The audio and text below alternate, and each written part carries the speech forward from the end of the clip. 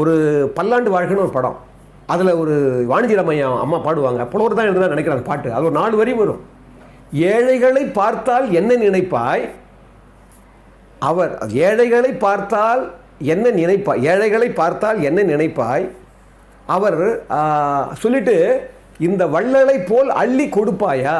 எம்ஜிஆர் அது ஃபோட்டோ எடுத்து காட்டுவாங்க. லதா அந்தம்மா நடிச்சிருப்பாங்கல்ல.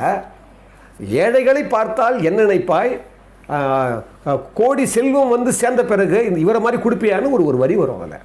ஏன்னா அந்த மாதிரி தன்னுடைய செல்வம், தன்னுடைய எண்ணம், தன்னுடைய பரோபகாரம், தன்னுடைய இரக்க சிந்தனை, தன்னுடைய கருணை எல்லாத்தையும் வாரி வாரி வாரி வழங்கினவர் திரு எம்ஜிஆர் அவர்கள். அதாவது திரு எம்ஜிஆர் அவருடைய வாழ்வியலை நம்ம கொஞ்சம் கொஞ்சமாக உள்வாங்கினாவே போதும், அந்த தன்மை கொஞ்சம் கொஞ்சமாக நமக்கு வந்துடும். அந்த வகையில் தான் உன்னிடத்தில் கோடி செல்வம் இருந்தால் இந்த வள்ளலை போல் அள்ளி கொடுப்பாயா அப்படின்னு வரும் அந்த பாட்டு. அந்த ஒரு பையன்கிட்ட பாடுவான்.